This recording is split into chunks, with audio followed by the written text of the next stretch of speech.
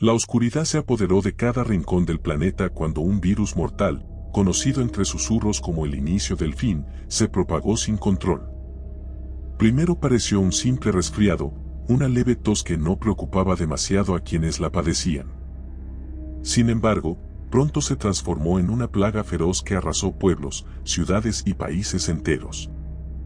Las señales de advertencia llegaron demasiado tarde, periódicos escasos, noticieros que repetían en bucle la misma historia de pánico mientras los hospitales se abarrotaban y el silencio se convertía en un espectro mucho más aterrador que cualquier lamento humano. Las farmacias agotaron sus suministros, los supermercados se convirtieron en campos de batalla por adquirir lo que quedaba de comida y medicinas. Y en medio de aquella calamidad, una hedora podredumbre empezó a brotar desde las entrañas mismas de la civilización que, lentamente, dejaba de existir. Las carreteras se llenaron de vehículos abandonados. Nadie se atrevía a seguir conduciendo cuando familias enteras caían enfermas a mitad del trayecto. Los que tuvieron la desdicha de ser testigos de aquellas imágenes escalofriantes hablaron de rostros consumidos por la fiebre, ojos inyectados en sangre y cuerpos estremeciéndose en convulsiones. Las ambulancias dejaron de llegar. Los teléfonos de emergencia se saturaron hasta colapsar en un mutismo sepulcral. Entonces nació la certeza de que no quedaba autoridad ni institución alguna capaz de contener la avalancha de muerte. En apenas unos días, se formaron focos de histeria colectiva, pues cada persona que lograba escapar del contagio se limitaba a sobrevivir por su cuenta, alimentando la desesperanza, el miedo y el caos. Los monosílabos reemplazaron las conversaciones, y el terror fue convirtiéndose en el idioma universal de un mundo roto. A medida que pasaron las semanas, el hedor de la muerte impregnó cada pasillo de edificios fantasmas. La electricidad se volvió intermitente y, con ella, la oscuridad se prolongó hasta el infinito. En aquellos instantes de penumbra, los gemidos de sobrevivientes delirantes recorrían los callejones, como lamentos de almas en pena.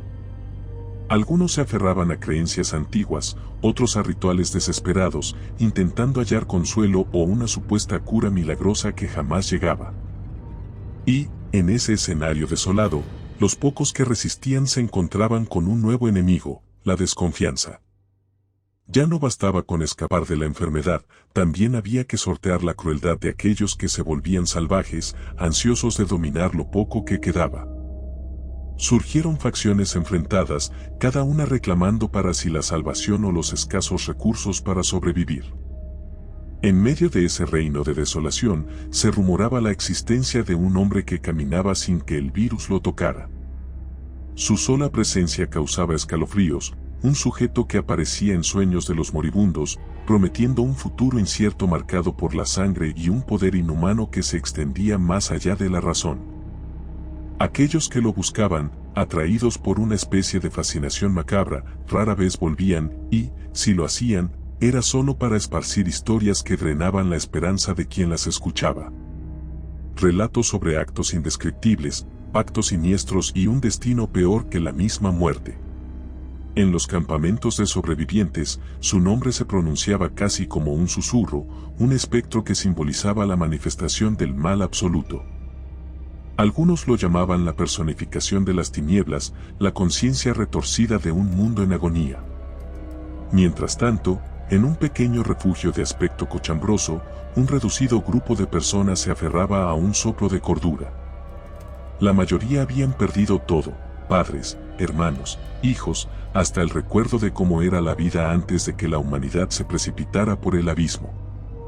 No se conocían entre sí, se unían por la necesidad desesperada de no morir solos. Cada uno cargaba sus secretos, la sospecha de haber cometido actos terribles para seguir vivo en un entorno tan desquiciado.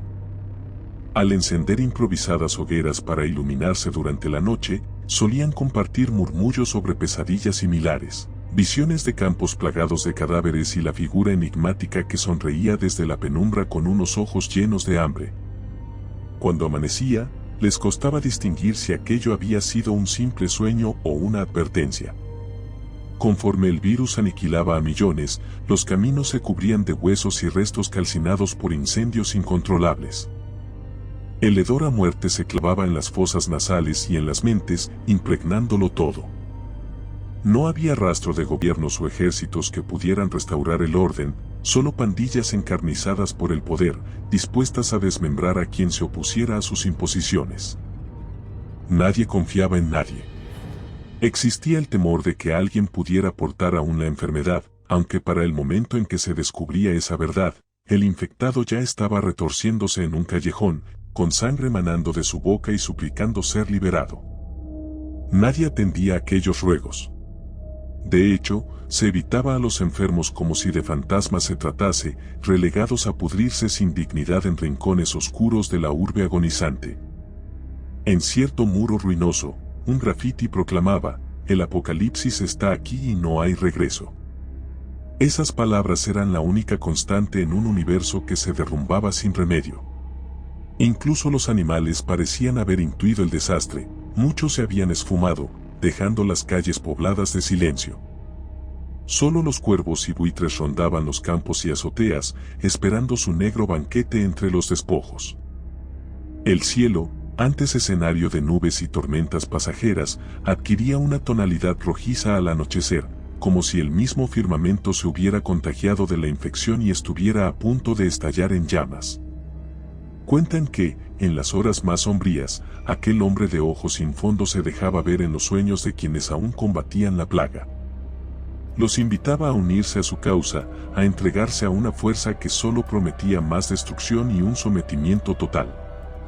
Algunos, debilitados por la pérdida y el sufrimiento, se rendían a esa propuesta, convencidos de que tal vez el auténtico poder radicaba en abrazar la oscuridad. Otros se negaban con terror, temiendo las consecuencias que esa aparente alianza pudiese desencadenar. Sin embargo, la tentación de escapar de la pena y el dolor hacía que muchos cayeran en la trampa, registrando en sus rostros una expresión mezcla de desesperación y obediencia ciega. Un grupo de sobrevivientes solía acampar cerca de un viejo depósito de chatarra.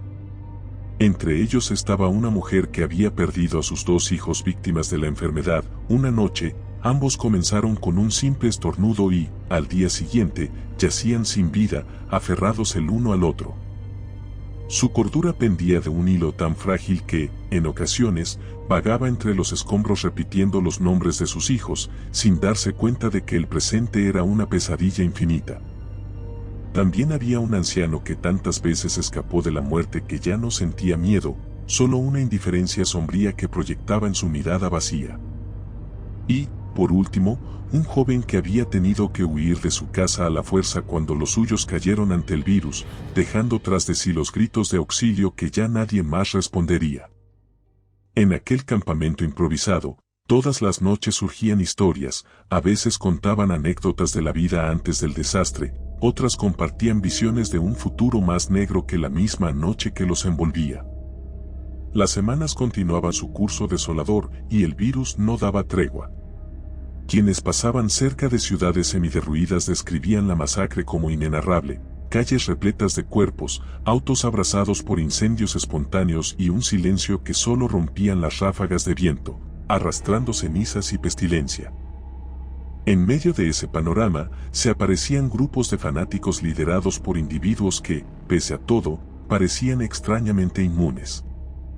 Entre rezos distorsionados, sacrificios dantescos y gritos enloquecidos, buscaban levantar una especie de reino retorcido que dominara las ruinas de la humanidad. Las lenguas morían en gargantas secas, mientras la locura se iba haciendo colectiva. Los pequeños refugios, que un día se prometían algo de seguridad, comenzaban a disgregarse. Brotaba la desconfianza y, tarde o temprano, alguien prefería huir en solitario antes que arriesgarse a que un desconocido portara una nueva variante de la enfermedad. Se propagó el rumor de masacres en los campamentos, de una mano invisible que sembraba discordia, haciendo que la gente se enfrentara entre sí hasta destrozarse. Los que lograban escapar hablaban de un hombre encapuchado, siempre con esa sonrisa insidiosa, observando desde las sombras. Parecía disfrutar del sufrimiento, como si cada cadáver fuera un escalón más para ascender a un torvo reinado. El tiempo dejó de tener significado. Día y noche se fundían en un limbo teñido de sangre. En cierto momento, la radio balbuceó una transmisión débil anunciando un refugio seguro en las afueras del desierto. Muchos lo consideraron la última esperanza. Pero quienes llegaron relataron un viaje interminable, lleno de trampas mortales. No encontraron nada, ni un alma, ni un generador funcionando, ni provisiones ocultas. Solo el eco de pasos lejanos, visiones fugaces de manos acariciando paredes cubiertas de grafitis demenciales. Un espectro burlón acechaba en cada esquina, desvaneciéndose cuando alguien lo encaraba. La soledad empezó a calar en cada ser humano con la misma intensidad que el virus había calado en sus cuerpos. Ya nadie soñaba con un final feliz, solo con una forma de alargar los latidos un día más.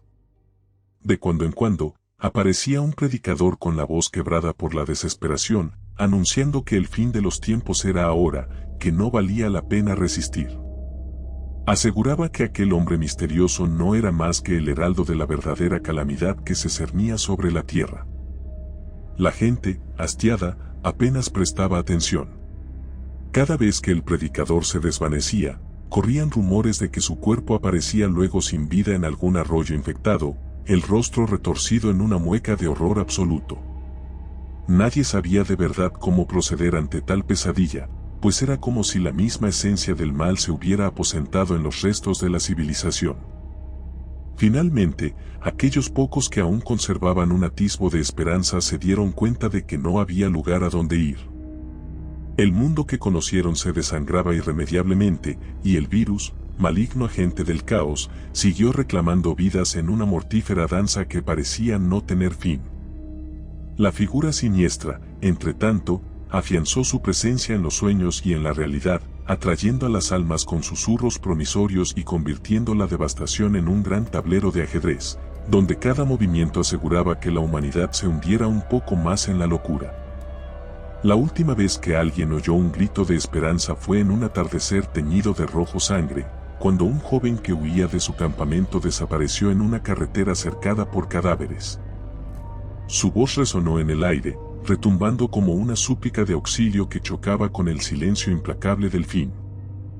Después, todo fue un manto de negrura y desesperación. Y así continuó el escenario, condenado a expandirse en un miasma de horror. Unas cuantas brasas de vida persistían, pero, a su alrededor, las sombras del fin del mundo eran tan densas que devoraban cualquier rastro de compasión o futuro. Nada terminaba bien, y todo indicaba que así sería hasta que la última vela del alma humana se extinguiera, dejando solo el eco distante de un mundo que alguna vez existió y ahora yacía en las entrañas de la nada, cubierto por la peste y la promesa inquebrantable de un terror imposible de comprender. Si te gustó el video, por favor dale me gusta y suscríbete al canal, esto nos ayuda a seguir contando historias. Gracias.